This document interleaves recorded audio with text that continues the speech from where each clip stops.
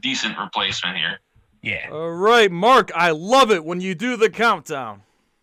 In 5, 4, 3, 2, 1.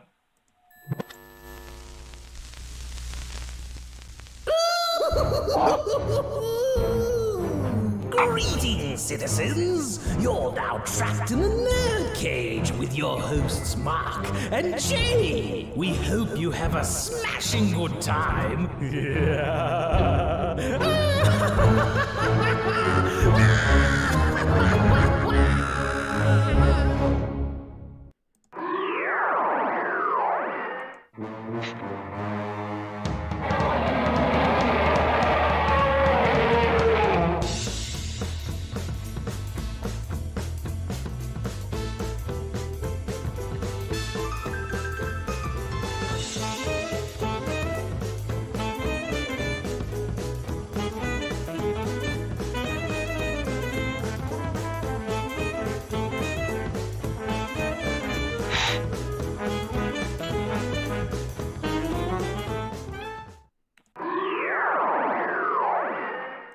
Finish him.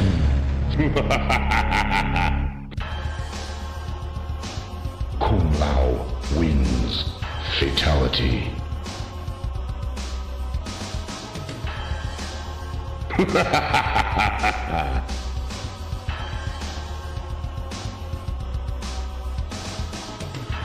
Flawless victory.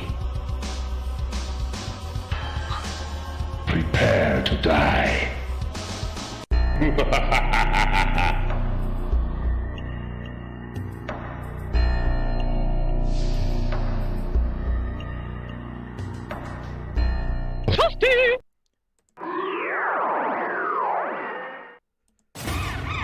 Tell me, do you bleed? Behold, Mark has given me permission to host a Snyder Cut watch party on Saturday, March 27th, 8 p.m. Eastern Standard Time, 7 p.m. Central, and 5 p.m. West Coast. For this epic event, I call upon thee, Dion from Off the Beaten Podcast, voice actor Matthew Forden, Titan Goji, Brian from Monstrosities, Wild Band, and Yoko Higuchi from Resistance Films.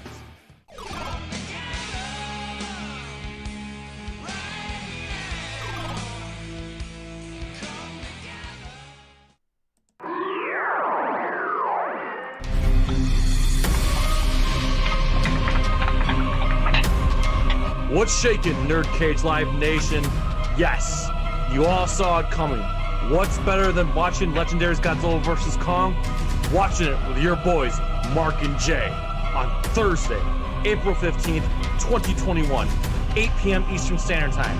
And look who we bring in with us. Representing Team Godzilla, louder than an atomic bomb, Adam from Scrye Productions, Wild Band, and voice actor Matthew Forden. And crazy enough to challenge thee, taller than the Empire State, representing Team Kong, Titan Goji, Thea from Off the Beaten Podcast. And we couldn't do this without Jack from Big Jack Films. Can you dig it?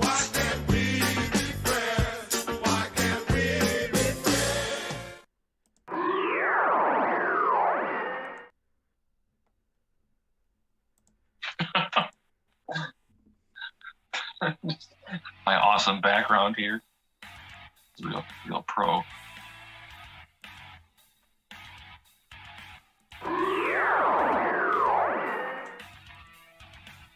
First and foremost, before we get started tonight, to everyone who personally reached out to me on Facebook, on Twitter, in the YouTube comments, thank you.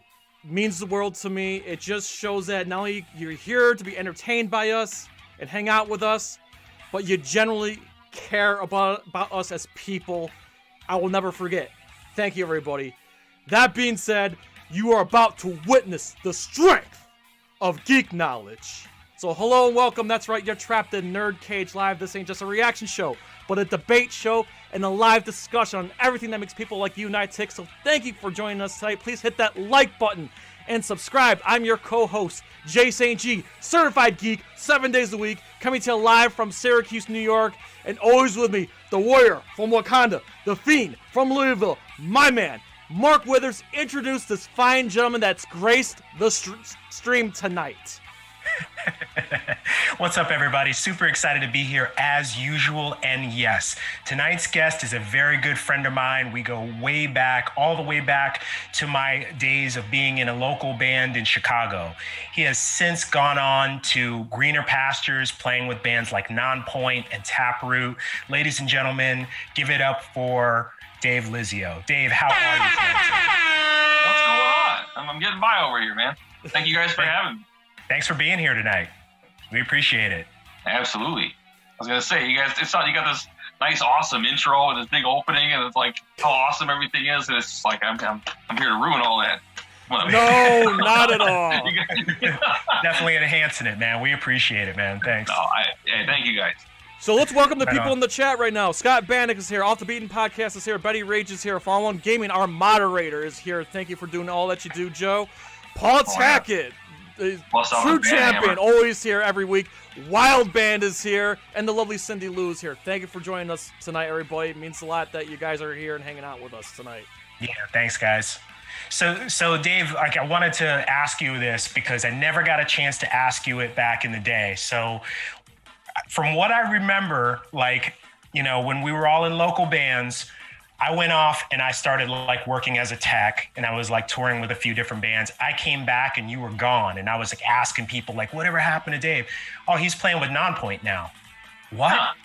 So yeah. I always wanted to know, because like you know, they poached you and they poached Rashid, my friend Rashid. So like, how did you guys end up in that situation where you were even like talking, you know, like trying out for the band and thing? Dude, yeah. Well, I mean, it's this is one of those things, you know, where it's like everyone that has any kind of success in this industry, it's like a lot of people like to talk about how hard they had to work and how much, you know, it's you know, blood, sweat, and tears and sacrifice. And I'm not saying that they're wrong, because that's obviously a lot of that was involved, and I certainly, you know, put forth a lot of that myself. Right. But I was just in the right place at the right time. You know, I mean, that was really the big one. And I mean, obviously, apparently, you know, me doing the things that I did played a part in that. But the fact that I was the name that came up in conversation was a pure consequence of just having the right friends. And, you know, so, I mean, I'm very grateful for the fact that opportunity kind of manifested itself in the way that it did. But, I mean, really, for me, it was a big surprise, because literally 3 years prior to that, I had no interest in playing in a band ever. Right. You know, I had never been in a band ever. I used to write music at home under the name Cheesebone, which is its own ridiculous story. But it's still a ridiculous story because I still do it. But yeah, I mean, I always had fun writing my own music. I always liked a lot of really heavy shit, and it was you know, it was a good outlet. It was a nice creative outlet for me, you know. A long time ago, I took my friend Kisa to a birthday party, and it was her friend that was having this birthday, and I walk in there, and I'm like, they're playing like Anthrax from the, you know, the Among the Living album. Oh, right? Yes!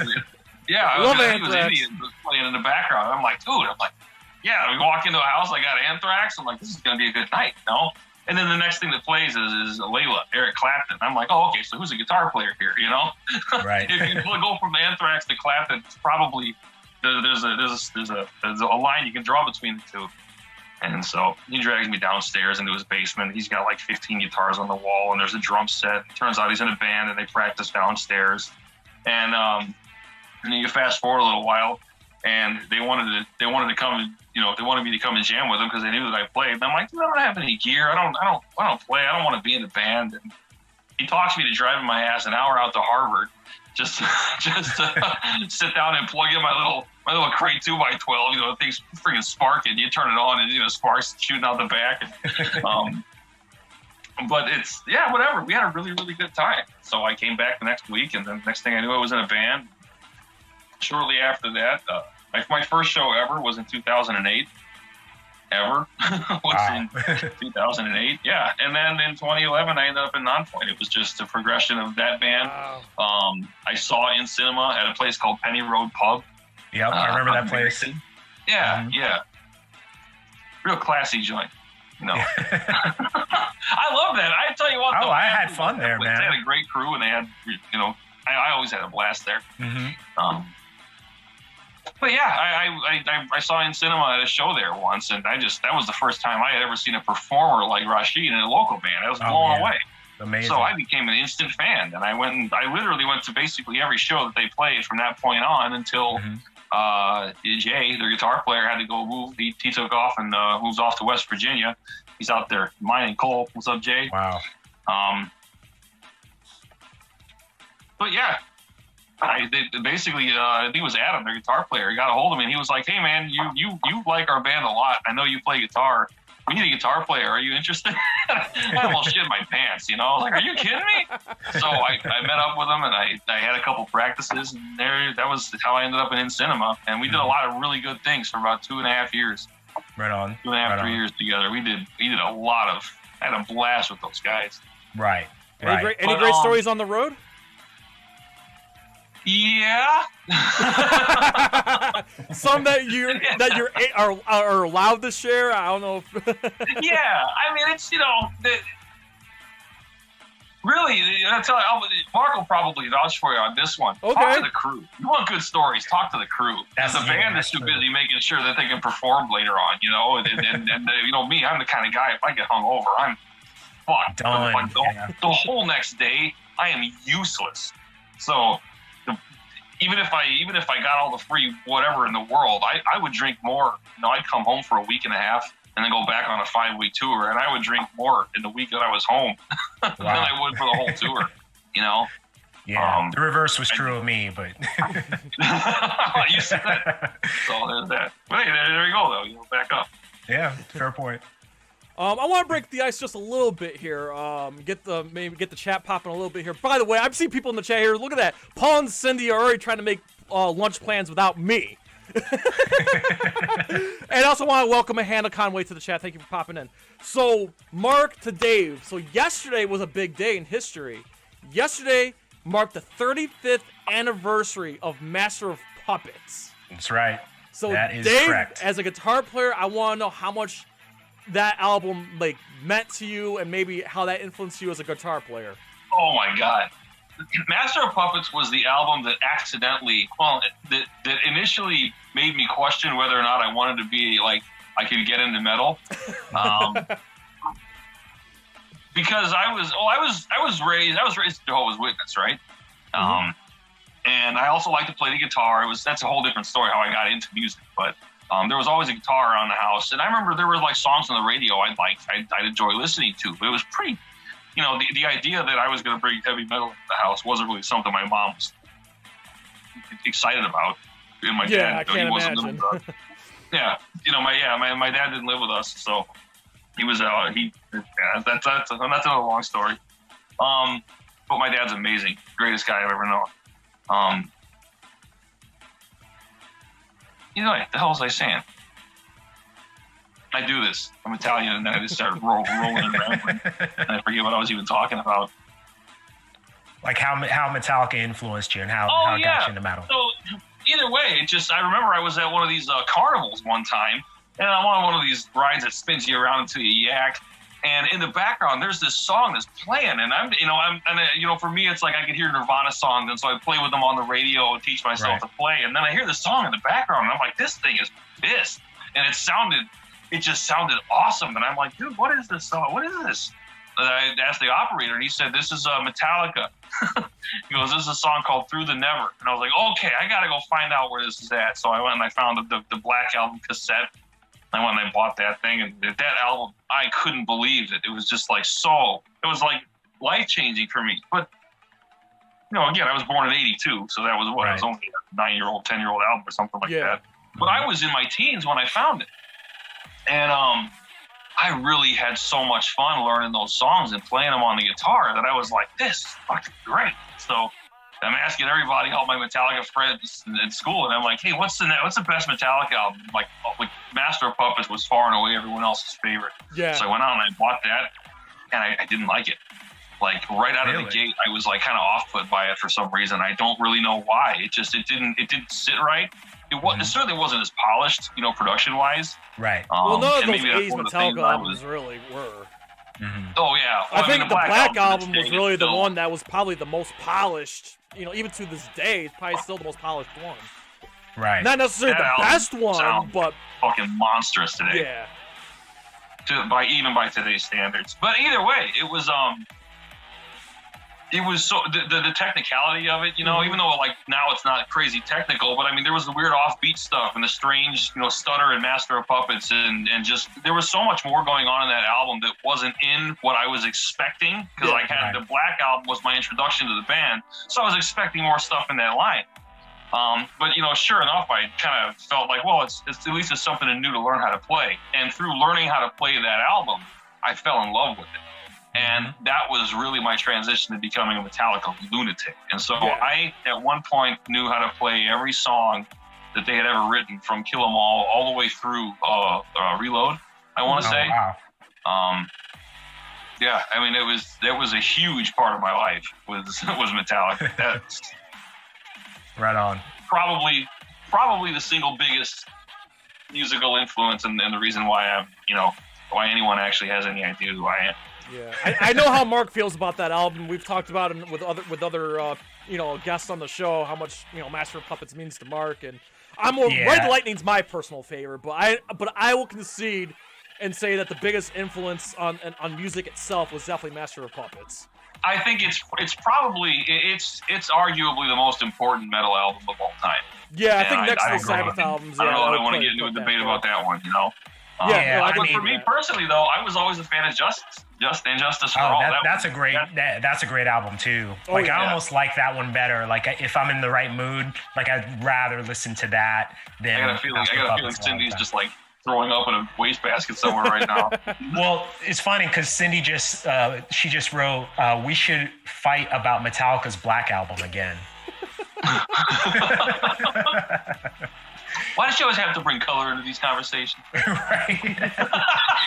So for everybody else who probably doesn't know what we're talking about, Cindy and I have this thing where like we believe that if you were born before a certain year, then you hate the Black album. You think it's like the worst thing Metallica's ever done. But if you're born after that year, then that is like their best album, and that's the album that got you right. Yeah. So it's interesting, like, you know what I mean? Like, because everybody that I have met after, I believe, 1970, everybody who's born after 1978 loves the Black album. Yeah. Everybody before is like, man, that's where they really like dropped the ball and like they stopped being Metallica. You're kind of right. Okay, so I'm born in '86, the year the Master of Puppets came out.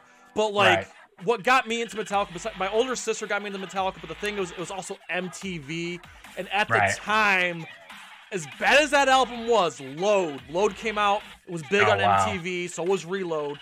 But for me, I started with Load and Reload, but then I went backwards. Mm-hmm. I went to the Black album, and then I started with the Load and went backwards because of my age. And so as the further back I went, the more I liked the albums. It was kind of amazing how that worked out. But it's pretty weird too, because usually you discover a band and then you get more and more bored with them.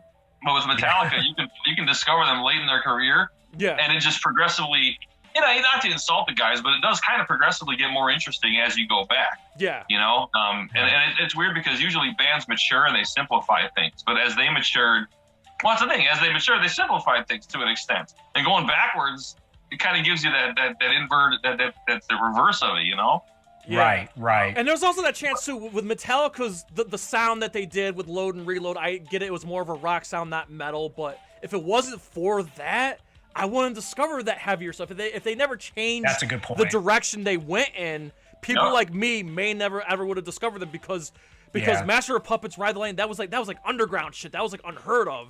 It wasn't mainstream. And I can speak to that. I can speak to that personally, like, because that was my era. Like, like early 80s, mid 80s. you had heard of Metallica, but they were far and away like not a big band. And the way that I kind of discovered them, like a friend of mine had like one of their, well, he had an album of theirs, but he also had like some of their early stuff on tape. And we used to pass these tapes around in like high school and stuff like that. Yeah. And so like that is really like where they got to the point where they started making albums and stuff like that. But it was, yeah, like you're right. Before like the Black Album, like they were still like relatively obscure, like, you know what I mean? By like you like comparatively so, you know, so. Well, they had that video for One. That was their big breakout. Yeah. Right. You know, that was their big kind of public opportunity there. Yeah, so I'll tell you what though, and I mean, I was a pretty big Metallica fanboy, so I was, you know, I probably got some, you know, some bias there to an extent, but I always thought Load and Reload were freaking awesome albums, and I was fans of those albums after being fans of the earlier stuff.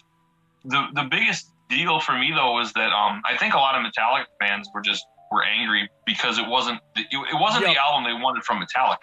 I get it. Had that been any other band or any other new band had come out and released those albums, Metallica fans probably would have been eating it alive. Yeah. It's not the Metallica that they wanted. They wanted, you know, something fucking heavy and pissed and thrashy, and it was not that, you know. So it wasn't bad. It was great. It just wasn't bad. To be fair, they kind of shot themselves in the foot with that though, because early on in their career there were like certain things that they said they would never do. Like they were like, we'll never do a video, we'll never play this kind of music, we'll never do that. And then when that time came, like those of us who like remembered like old school Metallica, they were like, I thought you guys were never gonna do that. I thought we would never hear you on the radio, like that kind of thing. And so I think some of that kind of plays into like people's dislike of that newer stuff, because I think you make a really good point. Like as far as like, if it had been any other band that came out with those songs, like you'd be like, oh, this is great, this is great music. But because it was them, you immediately like your mind goes back to that time, and you're just like, I don't like. Well, that's the thing. You associate with it the taste that you got out of it. You know, I mean, it's like you go to a Mexican joint, you have a couple tacos there, and you're like, these are freaking delicious, dude. This place is fucking awesome. So a couple weeks go by, you decide you want to get some good Mexican food, so you go there and you get a burrito, and it's like the most terrible thing ever. Well, you're not going to be like, that restaurant sucks. You're just going to be like, dude, they got wicked tacos, but stay away from the burrito. Right. You know, and it's kind of the same thing. It's like I think everybody just wanted the same tacos. You know, with this one, maybe it got a little more sauce on it. You know, we'll put a little more beef on that one. And but it's still the same thing otherwise. This is probably the first time I've ever heard of Metallica like compared to tacos. It's like, that's awesome. I'm looking at the chat now. Scott Bannock in the chat says, I feel bad for the kids born in the Saint Anger era. Oh, man. Well, the thing about Saint Anger, like at that time... I'll tell you what, though. Yeah, you gotta go on. Well, I was just going to say, like, to me, at that time, like, believe me, now, Saint Anger... The way Mark felt about the Black Album, that's how I felt about Saint Anger. Like, that was the most culture shock to me as a Metallica fan of my age. Because I was just like, whoa, what's up with the drums? And, like, you know... And then, like, of course, at the time, like, look how big, like, Linkin Park was, and a few other, like, at the time, like, Linkin Park was it, and so was Slipknot, and, like, but here's Metallica with Saint Anger. Like, I didn't, like, quit on Metallica, but I definitely, that's, like, the one album I avoid, like, the plague is Saint Anger. I have such a hard time listening to that album, but that's a frustrating piece of work, because it's, I don't know if you've ever seen the band live, but if they've ever played out any of the Saint Anger material live, I've never seen them play it. It has been among the heaviest shit of the entire set that they play live. Those songs are actually really nasty, heavy songs. There are some really good riffs. There's some cool songwriting. There's some neat stuff that happens in that album, and it's really hard to notice it because it sounds like my first demos, you know? Yeah. It sounds like a really well engineered garage band that like somehow died in the mix. I watched. Did you guys watch the Some Kind of Monster documentary? Yeah. Yeah. Yeah. I saw that in theaters. Like, I own it. Oh, okay, yeah. I went and saw that in the theaters. I saw it in theaters too. Yeah. Yeah. So if that was what everything that went down behind the scenes there, and seeing them fight like the way they did, and of course Dave Mustaine crying like a bitch and all that stuff, like, it was a fascinating watch. But that documentary still doesn't change my mind about that album, and it never will. But that's just me. Right. But it's nice to see how they kind of like. Yeah. Got to that point and worked through all this therapy and stuff like that. And then the end result was that record. I mean, even though the album wasn't what we would have expected or like enjoyed, like, it's nice to see that journey in that movie. I still like that movie. You know what I mean? I still think it's a great documentary. I often wondered too, because they were Metallica was pretty bent out of shape about the Napster and the MP3 thing, and they were among the first band out there kind of rallying against it. And although I think they did so to their detriment. Personally, I think that's a good thing. I think MP3s and the capacity to get music very, very easily is probably better. It's probably on net better than it's not. But that's a whole different conversation. Yeah. But I think people are looking back at it now like he was right. What's that? I think a lot of people look back at Lars. They were definitely right. Yeah. That it was going to threaten the way that the industry functioned. But that kind of there's kind of this preconception there that, well, that's just how the industry should function. Well, who's to say that? What if the industry's been functioning in like some really perverse manner this whole time, and now the MP3 is actually bringing it closer to the way it ought to, Right. We only kind of know the path the history has taken. And so that's not always when you're used to something being a certain way, it's hard to picture it a different way, and you get used to it being that way and you don't want it to change. So when it does change, you think there's something wrong with it.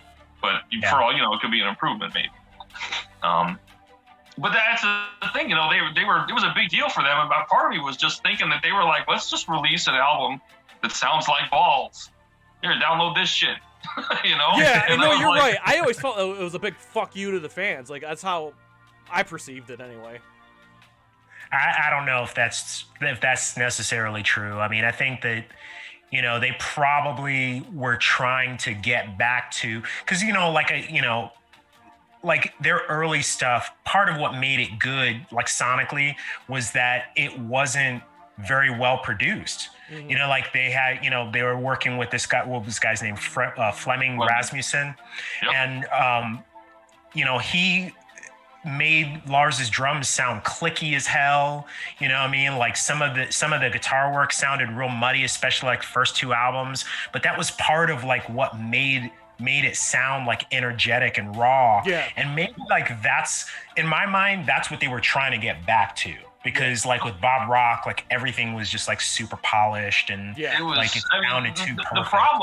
The real problem was the Black Album was, again, it might not have been the Metallica album that a lot of Metallica fans wanted, but it's got to be one of the most perfect metal albums ever made. Whether or not you like it compared to other kinds of heavy music out there, it's hard to argue that album slams front to back.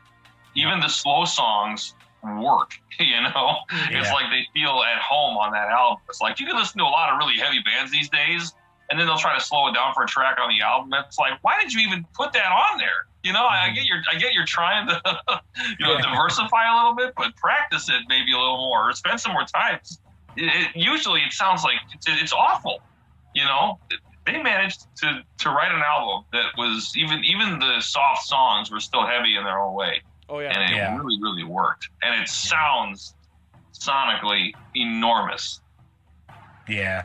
Well, here we are. Like we've got a guest that does music, and we're like asking him about another band when we should be asking about his. I know. We went down this rabbit hole, and I just like wanted to know, like, I just wanted to spark something because I figured Metallica had been an influence, right? No, I get it. I kind of wanted to shift gears though and like ask about, because you went from NONPOINT to TAPROOT, so I wanted to kind of ask how that happened and Okay, yeah. That was actually just kind of a natural trend. I don't even want to say it was a transition. It just sort of happened out of nowhere, to be honest. like I said, I never even kind of got to finish it from earlier, but I ended up getting into NONPOINT on a recommendation from my friend Jody, who sang in a band called Losing Scarlet. Yeah. And she, through her, I ended up running into Rob, and we exchanged some songs over the internet, and he decided I'd be a good fit for NONPOINT. So that's how Rob picked me up first, and then because of that, they got rid of their guitar player. Because they got rid of their guitar player, their bass player quit. And I was like, meanwhile, Rob, the drummer, was like, hey, man, we always wish we had 2 guitar players. So I was like, you talk to my buddy Rashid, because that guy can play and he can sing.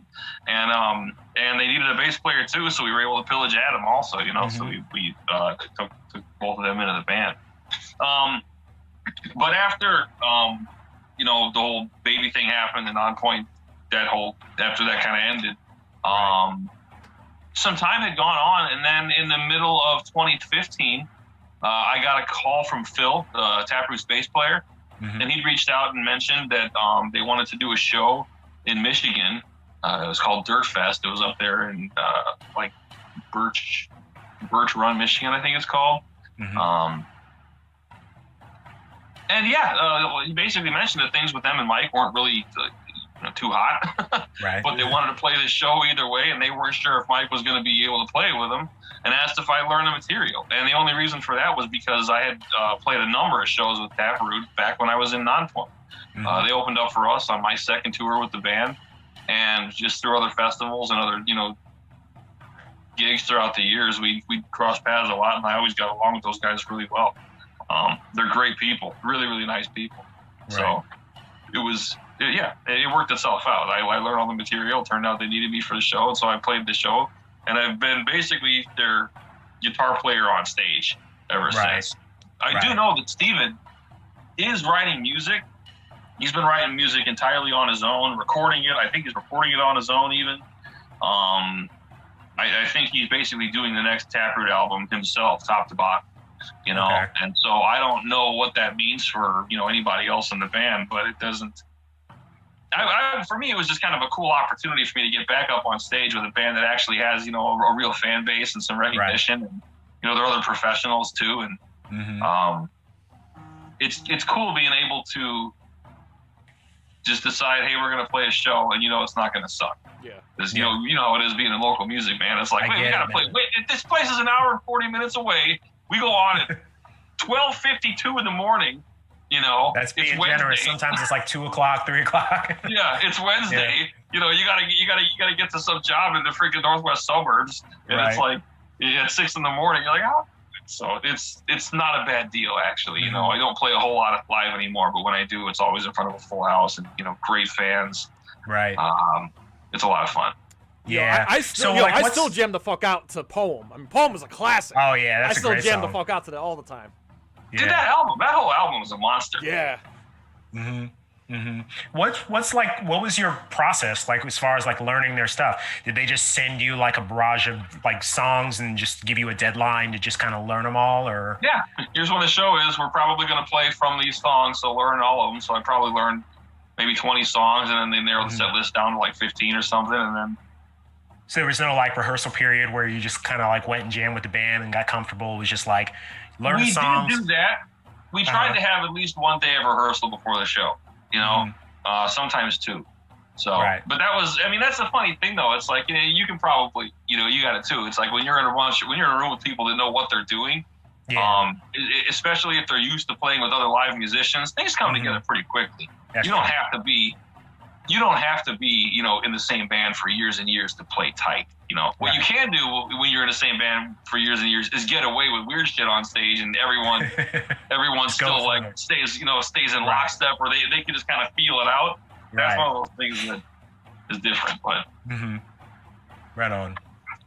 I was gonna ask you something here. Actually, I want to get some of these chats real quick. You know, Wesley Jones, thank you for the kind words. Definitely appreciate it. Christine Ewell, again, thanks for stopping in. Appreciate the kind words as well. She also says kind of what Bowie did when they released the less than commercially successful late 70s, early 80s albums to finish his contract, and then came out with Let's Dance and Becca. So and Shay Smithers wants to say hello. He's a chat regular. Dave. He just wanted to point out that he's also from the Illinois area. Want to say hello and whatnot. So, what's up?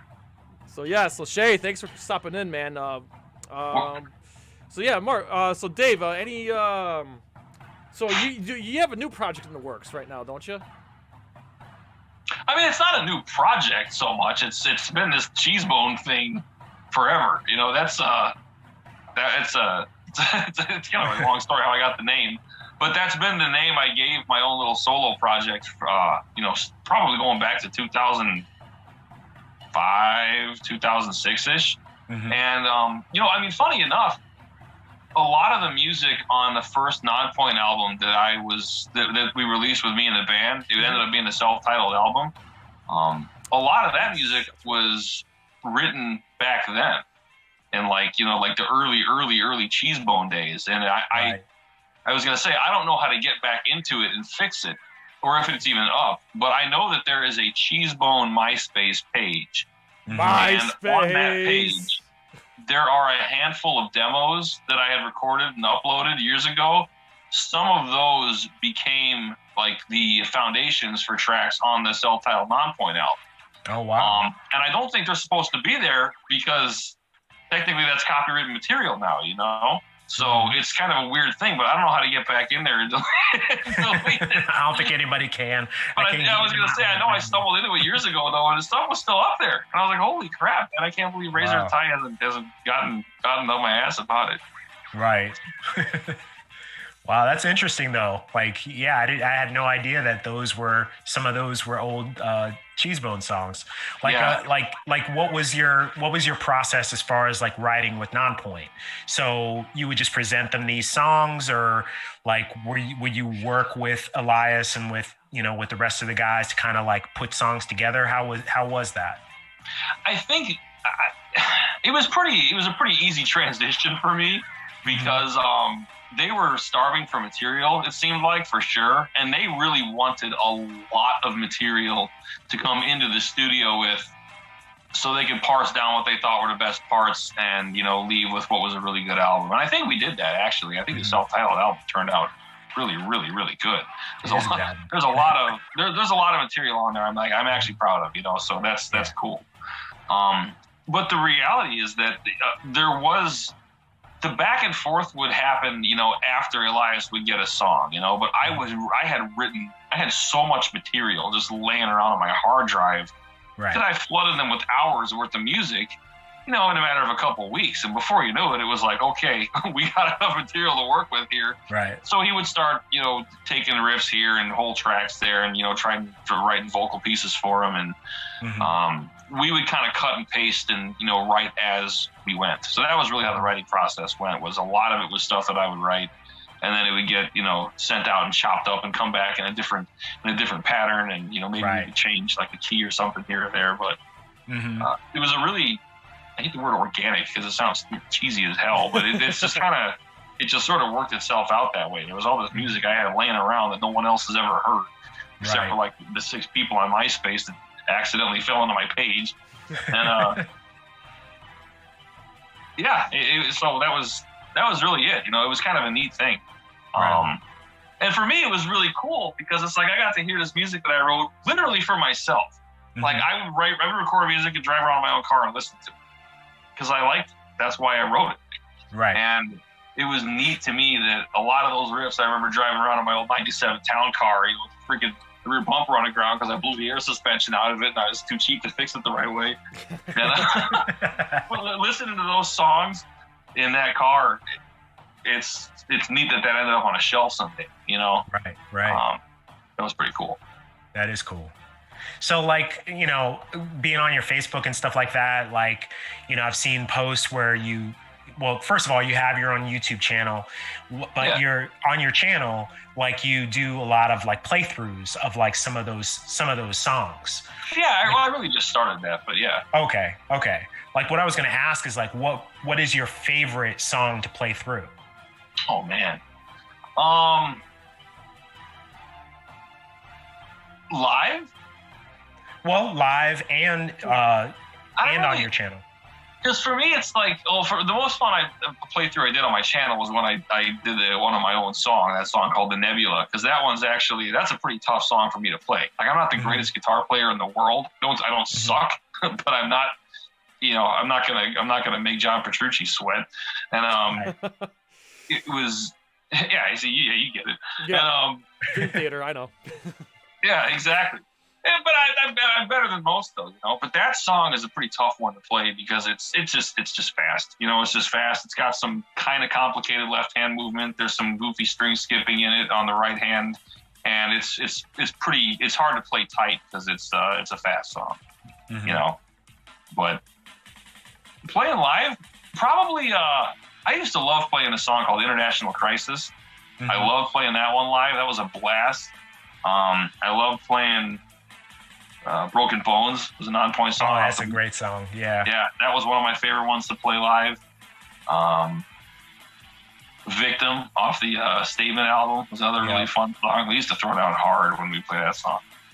But I was going to say, there's a Taproot song too. Smile is another one of those songs that's really fun to play live. Right. Yes. Absolutely. Right on. So hey, so we're getting. I'm looking at the time. I'm looking at the chat right now. So I just want to take this opportunity real quick to drop our special announcement since everybody's here right now. So Dave, before I make this special announcement real quick, now I don't know how much you're into games or movies and stuff, but like, are you a Mortal Kombat fan at all? Limited, but I was. That's all right. You're not gonna make me cry. You're not gonna make me cry. You're not gonna make me cry if you say no. Yeah, no, I was a UMK3 Genesis fan. Yes, back in the day. my man. So we want to drop this special announcement. It's Mortal Kombat related, and of course, actually, real quick before we drop this bomb, Dave, did you see the trailer to the new Mortal Kombat movie? Don't think so. Okay. New Mortal Kombat movie dropping on HBO Max next month, and this special announcement has something kind of related to that. So, to everybody in the chat, I am proud to drop this special announcement. I've been chomping at the bit. I've been aching to drop this bomb. So we're just gonna take a quick 1-minute break, and we'll be right back to share this special announcement with everybody. So, everyone, feast your eyes on this.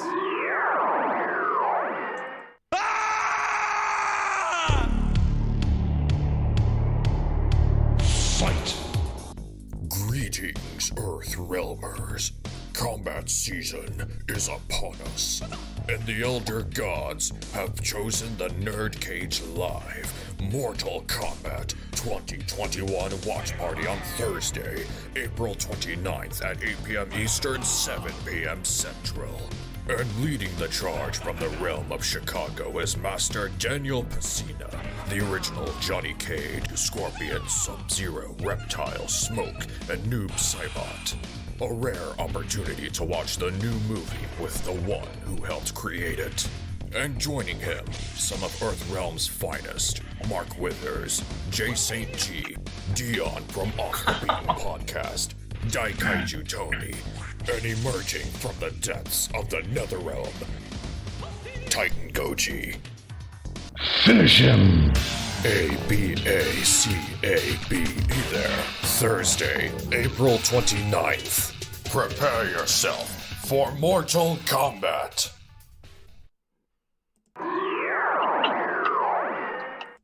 Okay, that should come to no surprise to anybody who's been, hanging out with the NerdCage Live crew.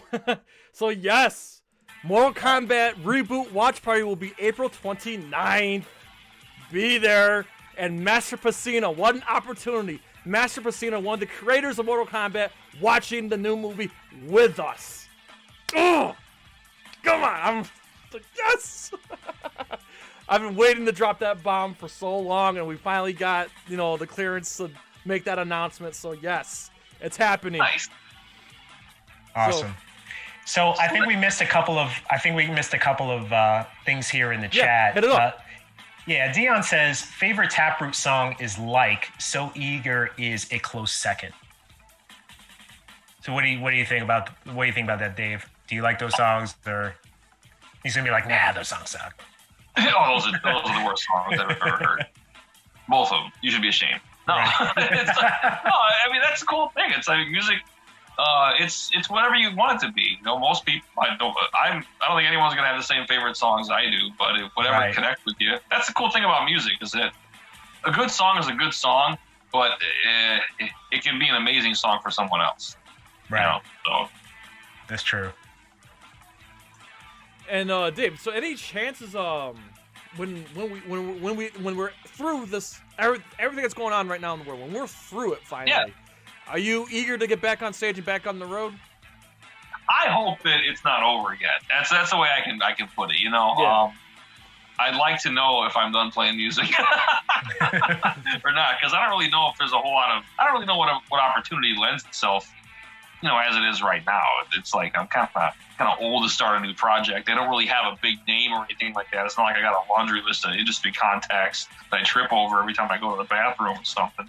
I mean, So, I mean, if I really wanted to go out there, I would be literally starting probably from square one. It would just be like, hey, there's this guy in this band that my dad used to listen to. I mean, the NONPOINT's old enough to where that happens. So. Do you ever think about maybe dropping some of the Cheesebone stuff just independently, just like an EP or something? I've actually thought about it. That's a good question. I appreciate that one. Yeah, I've actually thought about trying to not necessarily market it more, but market my own writing more itself. And especially because, unfortunately, due to some circumstances, I had an emergency in the family pop up a little while ago. And, kind of put the kibosh on a lot of what I was doing, but I had kind of an opportunity to basically write music for, it kind of gets played in the background of a lot of various TV broadcasts and things like that. Right. And that's the kind of thing I love to do. I really, really, really would love to do it, but just unfortunately, right as that kind of opened up for me, a lot of other stuff fell apart, and I wasn't able to dedicate the time to it that I needed. Right. So that was kind of frustrating. I'm hoping that I get an opportunity like that again. Mm-hmm. But yeah, Cheesebone, I think for me, it's just gonna be whatever. If I feel like writing something and sticking the name on it, then that's what I'll do, And I'll probably experiment a little bit more outside of the metal realm with it eventually. But for the most part, it's all pretty heavy shit. Right. I have fun with that. Is there any big names out there that you would love to collab or play with? Oh, I'm sorry, dude. I'm gonna have to ask you to repeat that. I was just asking you if is there any musicians that you want to collab with, or anyone that you want to work, anybody that you want to work with specifically. Well, there are two.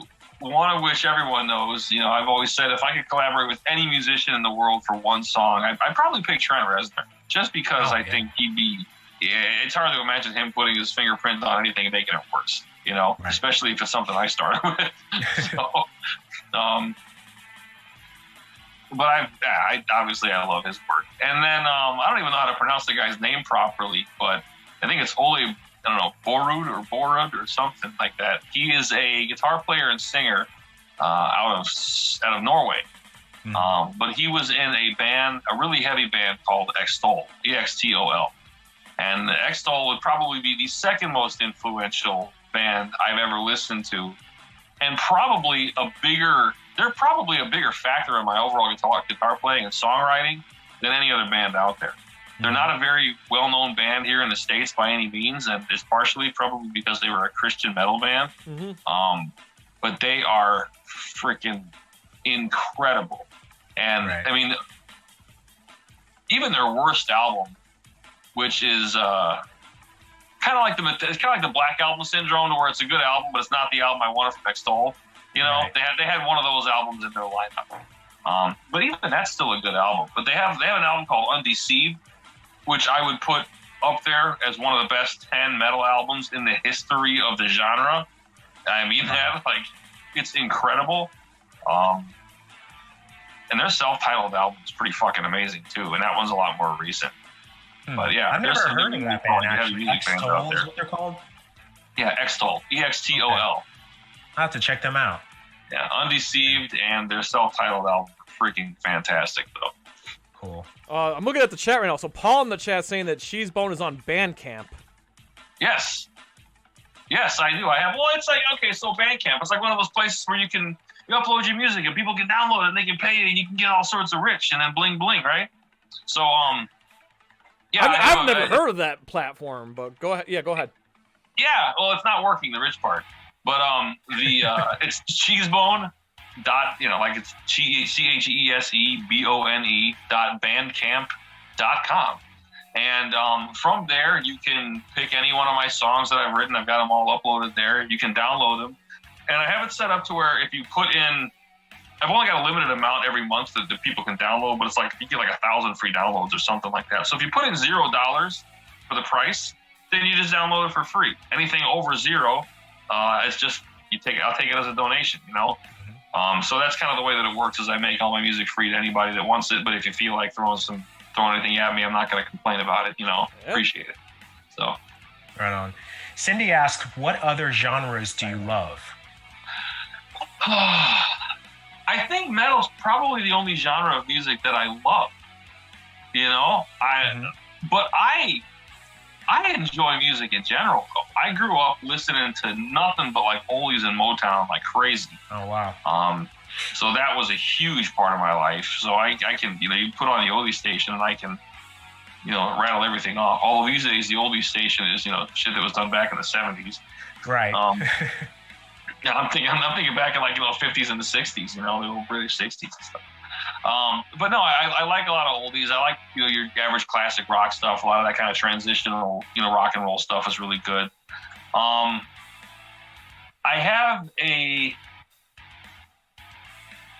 would say over the last maybe 4 or 5 years, I have a huge newfound respect for a lot of older hip hop. But I can't say that it's like I haven't like been the Wu-Tang? Yeah, exactly. Forever, But yeah, I don't know. I mean, I kind of listen to a little bit of everything these days, except for pop country. And I'm with you there. I think we're all I think it's safe to say us metalheads here. And there's some of this more modern hip hop that's just really, really bad. Yeah, I can't get into like current like hip hop. I tried. It's just for me. I'm old school, like Cypress Hill, House of Pain, Wu-Tang, Nas. Yeah. That's my jam right there. Mm-hmm. Speaking of, Method Man just turned 50 the other day. Oh, awesome. Method Man just turned 50 2 days ago. Clan. God bless him. Yeah. Right on. So as far as like oldies, like that you mentioned, what would be like your favorite band from that era? Like from 50s? That's the obvious answer is going to be the Beatles on that one. Yeah, I knew you were going to say that. But some people say Elvis, though. Some people say the Rolling Stones. That's the thing. Everyone knows me as like I'm the contrarian asshole. It's like every opinion someone has, they will disagree with it, But it's the Beatles. How are you going to argue with that? They did things that were so musically complicated, and they hid them so well within the music that it was still appealing to the mainstream ear, Right. Like the reason that Dream Theater isn't a household name, like you guys know who they are, but the reason my neighbors don't know who it is because there's nothing appealing about that to the average listener that just wants to tap their foot without realizing it's in 4/4, and swing their hips and have a beer and eyeball some chick across the bar. It's like this is like it's like listening to a math problem. You want to sit down, you want to focus on it. It's like Meshuggah. You gotta. Oh yeah. You can't just pop in a new Meshuggah album and be like, that song was fucking great, man. I really like that chorus. It's like So. I gotta ask. My favorite band of all time, unfortunately, they're not around anymore, and of course, they're kind of making the news right now with other things going on. Soundgarden is my favorite band of all time. Okay. Always have been, always will be. That's forever and ever. Cornell's the best vocalist ever lived, as far as I'm concerned. So I gotta know. You into Soundgarden at all, or? Oh yeah, I was for whatever reason I liked all their stuff, but I really had a close relationship with the Down on the Upside album. Yes! That's like the most underrated album. It really is. I love that album. And it just sucks because that album, they broke up. The first breakup they had was like not long after that album came out. So I feel like that album really didn't get pushed into the limelight. On top of that, it was coming off of Super Unknown, which was like one of the biggest albums of the 90s. Yeah. And then it was just so overshadowed. Like that album's overshadowed and overlooked. But and then my dad like always told me like I love Blow Up the Outside World because I was destroying the bathroom, remodeling the bathroom, and that song just came on the radio. Like my dad destroyed our bathroom to that song, you know, rebuilding our bathroom and like, you know, so my dad like, you know, speaks the world of that album too. You know, like that's so underrated, man. I love that. That's a great album. The songs that weren't on the radio on that album there were some real killers too. What was that really heavy one? It was in like 9. I want to say it was in like 9/8 timing. Was it Rhinosaur? No, Rhinosaur was heavy, and then there was Never the Machine Forever. Yeah. Yeah, and then I like called Never the Machine Forever. Tighter and Tighter, and that was a good one. And then like the album so appropriately ends with the song Boot Camp, which is such like a mellow tune, but it's like best way to end the album. But yeah, no, I love the chord progression on that little, the way that song kind of tails out there, and there's that weird little digital fluttery thing. Yeah, that's a really good song. That whole album rocked. Yeah, it was so, like I said, it just never got the respect it deserved, and you know, and sadly, I feel like it's to this day it's overlooked. And well, it's like people talk about the Chili Peppers, you know, and I was never a huge Chili Peppers fan, but One Hot Minute was a freaking Dave Navarro. I love that album because Dave Navarro played on it, and like I think that's the only album he played on. Like I can't believe how many people don't like that album or don't think it's a great album. Like that's the best work, if you ask me. Is that the one that has like Aeroplane on it? Yeah. Okay. Yeah, I like that record too. Yep. Yeah, that was a good album. Warped had a good song called Warped on it. Yeah. I mean, that's another one, kind of like what we were just talking about. You know how like Down on the Upside was after Super Unknown, well, One Hot Minute was after Blood Sugar Sex Magic. So when you're coming off Blood Sugar Sex Magic, you know, it's gonna get overlooked. It was so different from that album that I think that kind of threw people for a loop for sure. I was gonna say, I mean, it's hard to feel sorry for musicians that are making millions of dollars, you know, because everyone's like, it's hard to feel sorry for people that are rich or they got all these things, but like at the end of the day, whatever they're doing is what they're used to. It's what they're accommodated to, you know, and it's like it would kind of suck to know, like, get a job and just say, this is your job. You're never getting a raise. You're never getting a new position. You're never getting you're just going to do this same job, punch in, punch out, and do these same things over and over and over again. It's almost like that's what fans want a lot of musicians to do, is just release the same stuff over and over again. Right. And it's like, you know, whether or not they're millionaires, it is still their job. Yeah. And it's like, they don't have, on one hand, they have enough money to where they could just quit. You know, you want them to do that? Because it's not like they're going to, you know, be hurting for cash if they just stop making money. The guy's got $60 million in the bank, you know? He can afford to stop making music. He's doing it because he wants to, you know? And it's like, it doesn't necessarily owe it to anybody else to write a particular song to make them happy at that point. I mean, I understand you get a fan base, but you need to be allowed to expand out of that too.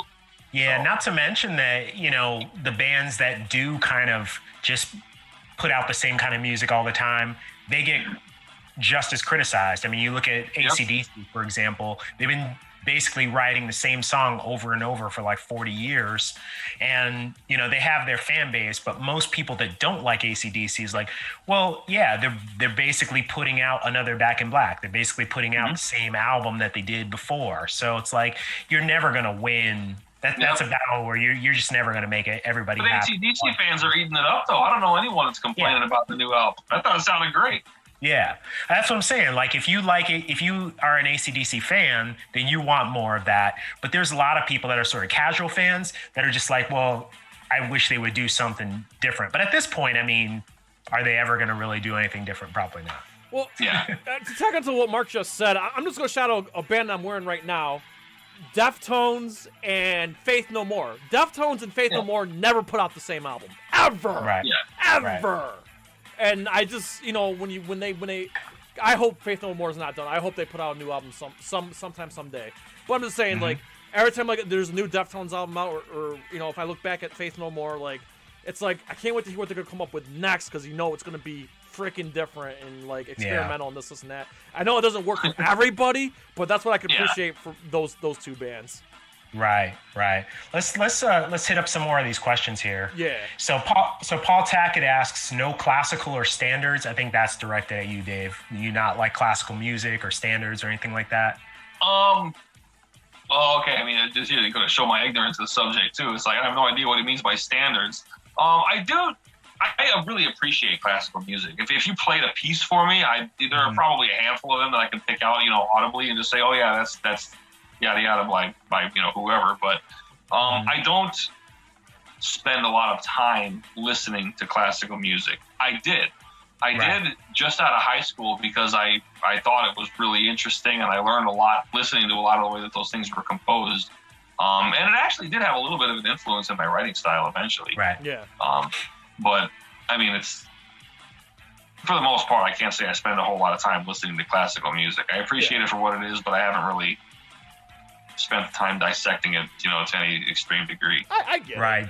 Do you have like a favorite composer or anything like that? Like my favorite composer is Tchaikovsky. Like I don't know the material well enough to say who is my favorite composer. Gotcha. By any means. Gotcha. Another question here, and I think this is for all of us. Were any of you guys ever Beastie Boys fans? That's from Shea Smithers. Yes. I never got to see them live though, because I had one chance to see them in New York City back in like 06 or 07. I missed it. They played at Central Park. I wanted to go, but I didn't make it, and I've always now obviously MCA, rest in peace, but like. But man, I love the Beasties, man. I love everything they've ever done, and So you guys go. Dave, what do you think? I was never a giant. I never disliked them. Put it that way. I've never had anything against the Beastie Boys at all. I just never went out of my way to listen to them beyond what was on the radio or MTV at the time. But I never turned it off though. I always liked the music I heard. Yeah. I loved the videos too. The videos were classic. Oh, the absolutely. Sabotage video was like about as good as it got back in the day. Right, intergalactic, and also, I'm from upstate New York, so it's kind of like mandatory for us to love, the Beastie Boys from their Brooklyn roots and whatnot. So yeah, I get that. I'm old enough to remember when they got booed off stage. They opened for Madonna in '85. What? And this was before. License to Ill came out. That's kind of an odd opening. It was a weird, but like she was a fan of them, and I think like invited. And this was like before their first album was even out, so no one knew what to expect, and like they booed them off stage. I remember that was like a big thing. But fortunately that never happened to me, man. Yeah, like that would be like soul crushing. I feel like to get booed off stage, you gotta like have a. I'm a pretty slippery dude when it comes to stuff like that. Like, if I actually got booed off stage, I'd probably leave laughing. Like, I mean, what could possibly have gone that bad? Like that's sort of where I'd be at with the whole thing. So I'm not gonna name the band, but I worked for a tech. I was a tech, and I worked for a band that was pretty big, and they like got booed off stage one night, like it was a festival, and like everything technically was going wrong. Like certain tracks weren't weren't working, like parts of the drum kit were falling apart. It was just like a bad night. People were really pissed off. They were like throwing shoes and stuff like that. It was like, I took it personally because that's a different story. You know what I mean? Like as a backline tech, you're just like, you internalize it, like, oh man, this is all my fault. Like, I can do that. Yeah, but I plug in wrong. Well, that's the thing with festivals, though. Like when bands are given like a certain slot there, and they're sometimes like whoever books a festival, maybe this band's out of place or out of order, So it's I figure if anything, like that's probably the most common thing in festivals, if anything. Yeah, I can see that being a bigger issue too. Festivals are always more chaotic. There's so much going on at once at the same time. And everybody's standing around all day, drunk off their ass, and this and that. Like, but I ain't gonna lie, I do miss going to festivals. You know, shout out to like Lollapalooza, Rock on the Range, like. Oh yeah.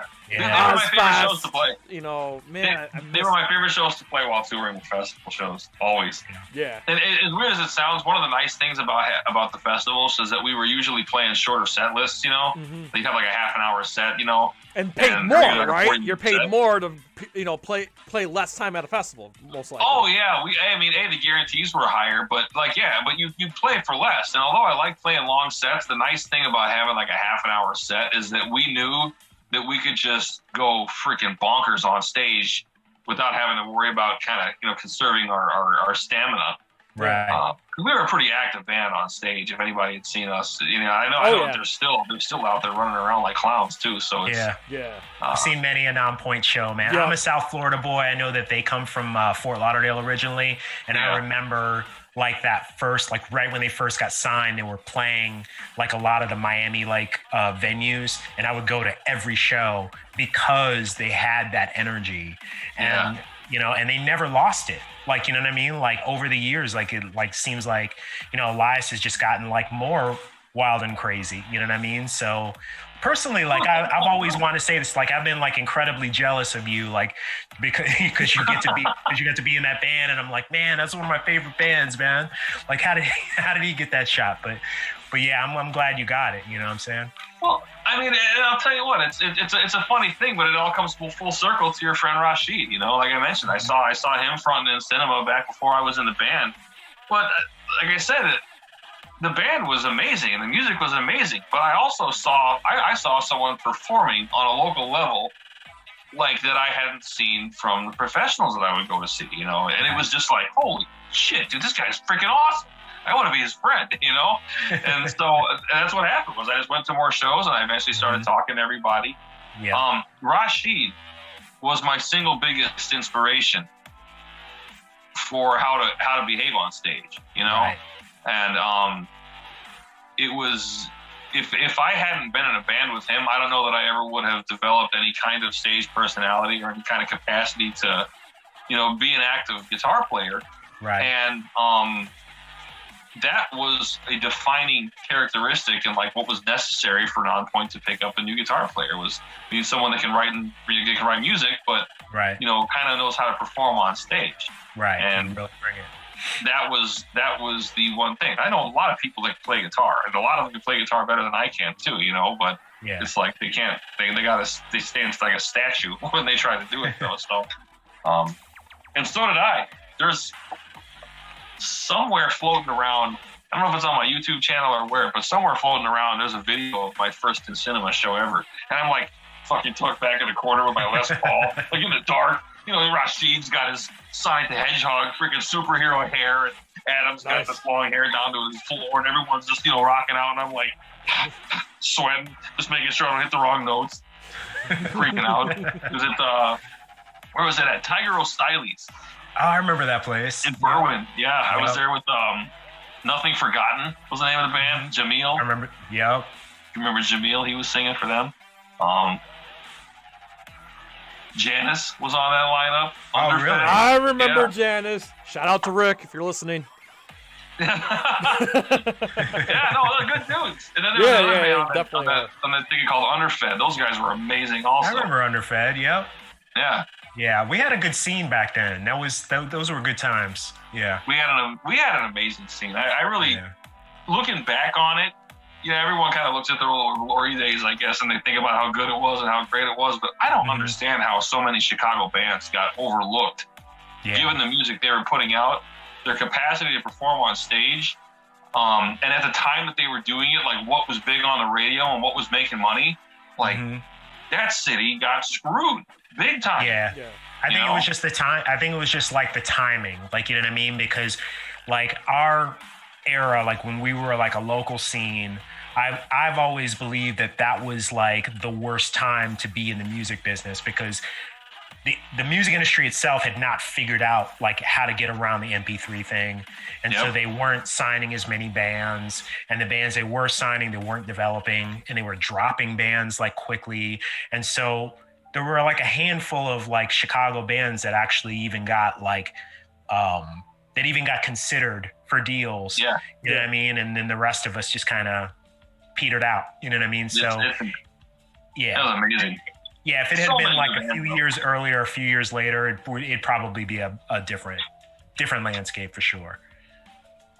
Yeah, I could definitely appreciate. I'm from Syracuse, and like whenever time we get some of these Chicago bands that pass through, man, it was always lit, and that's how I was lucky enough to meet Mark, was when he was on tour with Saliva and 7 Day Sonnet and whatnot. Like it was, it was always a pleasure. Like we loved, and then of course Dirge Within played a few times in our area. So it was. Yeah. I'm saying it's good times. Like I said, your guys' music scene's fantastic, man. I really Syracuse. I'm not trying to diss my home city, but there was only. I mean, outside Earth Crisis, there really wasn't anyone that really made it out, outside of Syracuse, really. So I was gonna say Cannibal Corpse, but they're from Buffalo, right? Yeah, they're Buffalo. Okay. Yeah, it was Brand New Sin, kind of hit big for a brief minute, and then but Earth Crisis, still holds strong, here and outside, a lot of the big hardcore scenes outside of the the straight edge hardcore scene, they're still really big, so. Yeah. I can't stop looking at that Mario Brothers logo over your shoulder. Oh yeah. I don't think the viewers can see it, but yeah, I got I want to get my 8-bit on. the blanket. It's a Mario Brothers blanket, and then there's a Godzilla blanket. I have to have like blankets as my backgrounds, as backdrops. Got 'em. I never outgrew Nintendo. Right now I have Mario plumbing. That's my backdrop. That's an air conditioning unit. I dig it. Collector's item. Frigidaire is what that is. So we got one last question here. Yep. So Cindy Lou asks, when you were a kid, what did you dream of doing or being as an adult? Well, I kind of did it, actually. I mean, it's kind of hard to remember how far back as a kid I can go, but I've always been a car nut. The cars, automotives, things like that. Always. So I grew up and I became an auto tech. It was basically my first job out of high school. I worked at a shoe store for a little while, but that was just to kind of get like a job and collect a little paycheck for a little while. And after less than a year there, I ended up working at a dealership in Northern Illinois. But I started off there and became a line technician, and then I became an ASC certified master level technician. And I did that until my late 20s. And then I wiped out my lower back. I ended up herniating 2 discs, my lower back, L4-5 and L5-S1. And so that pretty much ended my automotive career because I couldn't be stuck in those bent over positions. Right. Hey-o. I couldn't be stuck like that for a really, really long time, though. Otherwise, it just everything. It was bad. I actually couldn't walk. I had to crawl into the ER on a Sunday because I couldn't walk that morning.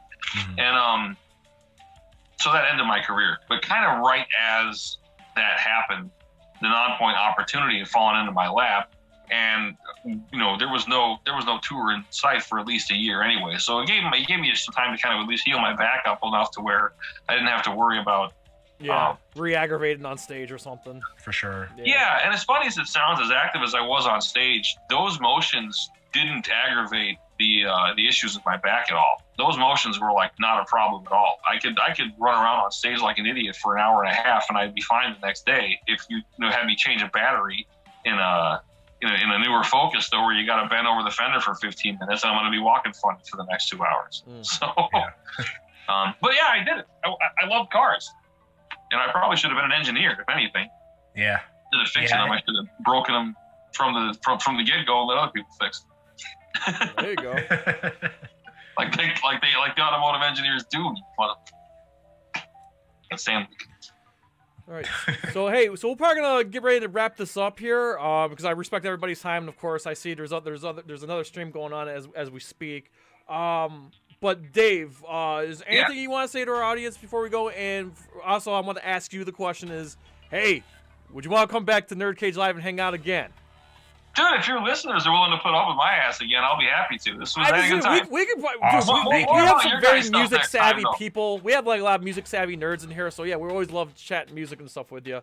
So real Well, quick, I was gonna say, the next time I want to talk more about your guys' end, because it looks like you got the video games thing going on and all sorts of other geeky nonsense. We can definitely talk games. Anytime you want to so. talk games, I'll talk games with you on this show. I know Mark's not the biggest. Yeah, we didn't even ask you about like your favorite movies or TV shows or whatever. So we gotta get into all that nonsense next time. Yeah, oh, absolutely. I'll be happy to. So before we go, where can people find you? And by the way, I put your Facebook in the description. But where can people find you and this and that? That's probably a good place to start. I would say the Facebook. I have a YouTube channel. It's /Teasbone82 is the YouTube channel, and there's a handful of things up there. Me playing the guitar, some old tour nonsense, and more recently, Mark kind of alluded to it earlier, but I've been learning how to make my own fireworks. I decided that would be a fun thing to do, so I make explosives in my spare time now. But and the videos are really cool to watch.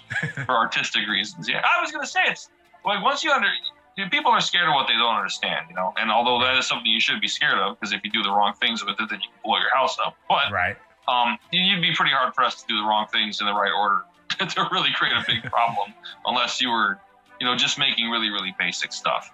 And it turned out that it was safe enough to where after I made a few things, I taught my daughter how to make a little firework called a gerb or a fountain, where it just kind of sprays out sparks. So that's been kind of like science class for her for schooling. Cool. There's been learning about oxidizing chemical reactions. Hey, there you go. Mark, anything you want to just let our audience know before we call it a night? Yeah, let's talk about some of our upcoming podcasts. So I just finished the edit for New Jack City. That is going to be up on March 8th. Please tune in for that one. We also have finished an episode where we did a 5-year look back on Batman v Superman, one of the most divisive. Is it divisive or divisive? I never know. Either or. Anyway, it splits people right down the middle is what I'm trying to say. Polarizing. So yeah, very polarizing. It's a much better word. And we've got a lot more look backs coming. Inside Man with Denzel Washington is going to be another one. So yeah, a lot of good look back episodes for our podcast. That's available on all audio streaming platforms, and of course, it'll be available here on YouTube. So stick around and check them out. Yes, and I also just want to quickly promote our next couple of guests we have coming up here. March Madness on NerdCage is just freaking awesome. Dave, once again, thank you for coming on our show tonight. We love having you on here, and it was a great way to start the month. Next week, Jack from Big Jack Films is going to be coming on next week, and guess what? We're going to debate best Tim Burton movie for Rage in the Cage. I cannot wait because Jack, again, not only that he's a terrific YouTuber, content creator, but he's also an independent filmmaker as well, and he loves his Tim Burton movies, and that's why I chose that as our debate for next week's show. And then the following week on the 18th, we proudly welcome Anthony Marquez, Richard Kung Lao from Mortal Kombat 2 and 3 is going to be on for a live Q&A on the 18th. I am so giddy about that one. You have no idea, being the big MK nerd that I am. And then at the end of the month, we are happy to bring back Matt from Monstrosities, who will be hanging out with us, and maybe Matthew Forden will be joining us too. I don't know. We'll see. I think he is. And then finally, at the end of the month, Saturday the 27th, please be there if you can. It's going to be the Zack Snyder's Justice League watch party with a whole crew. Dion from Off the Beaten Podcast, Matthew Forden, Brian from Monstrosities, Wild Band, Yoko Higuchi, and Titan Goji, all hanging out with us watching Zack Snyder's Justice League. That's going to be bananas. And of course, you saw the GVK watch party and Mortal Kombat watch party in April. But yes, thank you for everybody's support, and thank you for everybody who reached out to me this past week. I got through it, and I couldn't have done it without you guys. This is my therapy here. So anyway, that being said, we pretty please ask you to like, comment, subscribe, ring that bell, and spread this shit like silver. So the USA, from Syracuse to Chicago to Louisville, to all of our friends and fans around the world at NerdCage Live, please enjoy life, stay safe, and good night. And if Dave wants to stick around for a minute after we get off air. Let's do it. All right, good night, everybody. Peace out. Good night, guys. Thank you.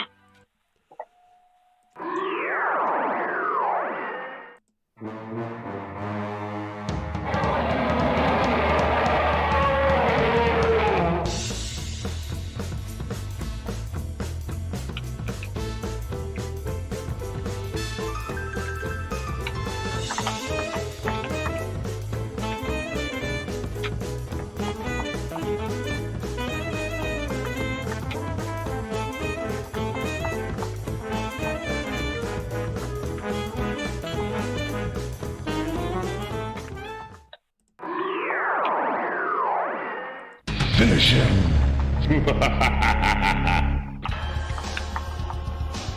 Kung Lao wins. Fatality.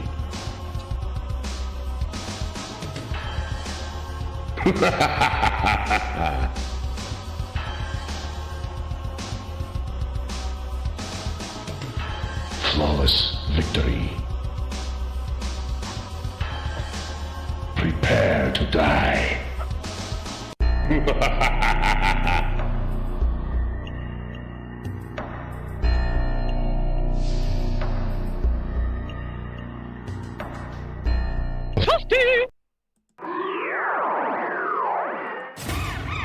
Tell me, do you bleed?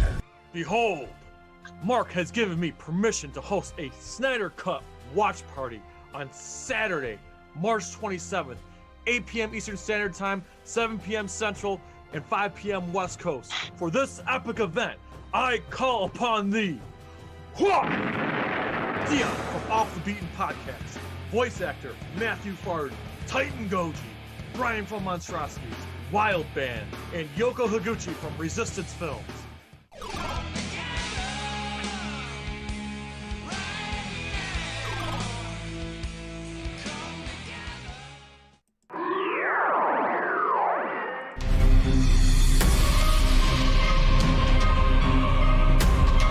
What's shaking, NerdCage Live Nation? Yes, you all saw it coming. What's better than watching Legendary's Godzilla vs. Kong?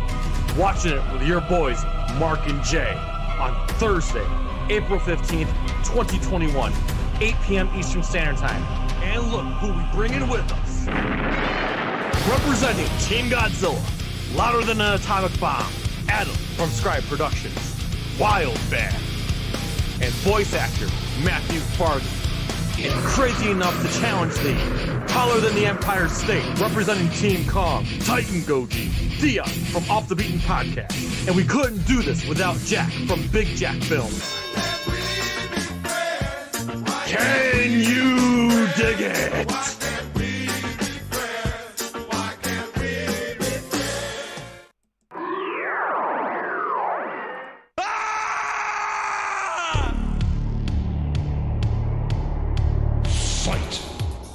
Greetings, Earth Realmers.